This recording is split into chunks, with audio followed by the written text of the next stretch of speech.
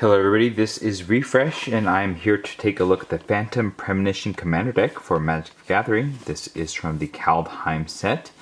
According to the back, it says Exile and Ectoplasm. Choose your commander and overcome both friend and foe in this definitive multiplayer Magic format. Call forth Raynar and create a horde of spirits to do your bidding.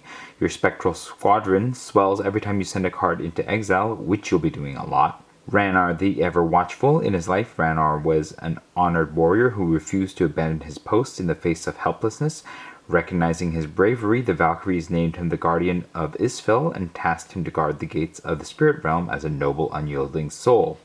It contains a 100-card deck with 8 new cards, deck box, 10 double-sided token cards, plus a life wheel, strategy insert, and reference card. Let's go ahead and confirm its contents. Here's the deck box. It has some Raynar artwork. It's of relatively thin cardboard, and the word Phantom Premonition printed here with Kaldheim, and a little bit of general artwork in there. It looks like it'll fit sleeved cards. Here's the life wheel. Here we have a little bit of explanation on how to play Commander. And on the other side you have the information on who Raynar the Ever Watchful is, as well as how to play the deck. There is a ton of specific information on how to play the deck, but at the very least there is some general guidance, and that's something. I wish that there was more of a deck tech in here, but you can't have everything. Here's our commander, Raynar the Ever Watchful, looking a bit like a taco in foil. He is a 2/3 legendary spirit warrior with flying and vigilance. The first card you foretell each turn costs 0 to foretell. Whenever you exile one or more cards from your hand and or permanents from the battlefield, create a 1/1 white spirit creature token with flying. Here's the deck.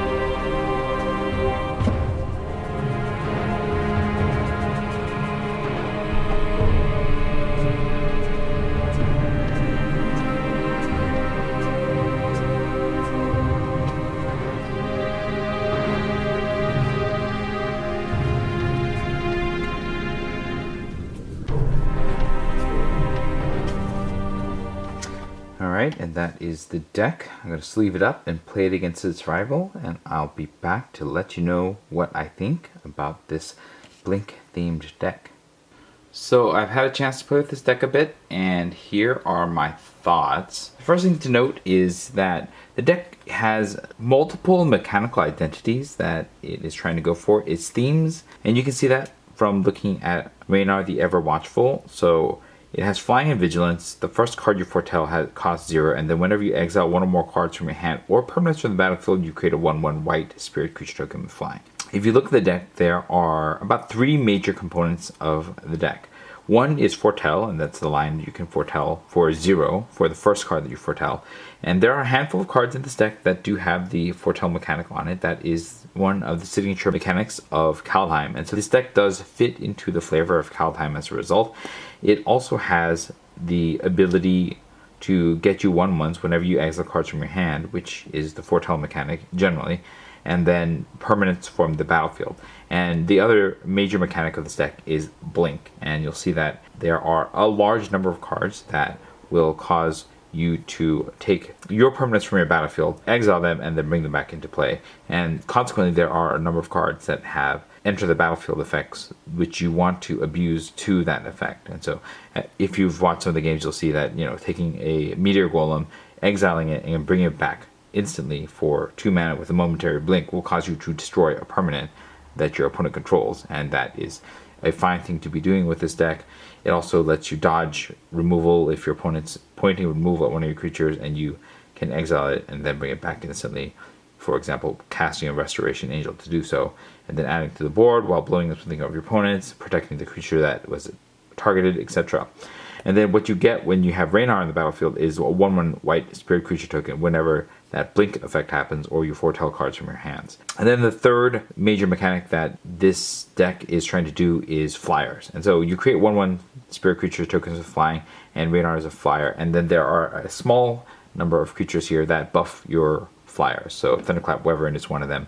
And then you also have the Empyrean Eagle amongst other cards here. That is the smallest theme of the cards here. I think most everything is more really interested in blinking, and then to a lesser extent foretelling. But that does make Raynar the Ever-Watchful a bit more of an interesting deck mechanically. It just suffers a bit because of its lack of focus, and so sometimes you won't have any flyers. You're going to draw your flying payoff, and you're going to be like, wait, what am I doing with this?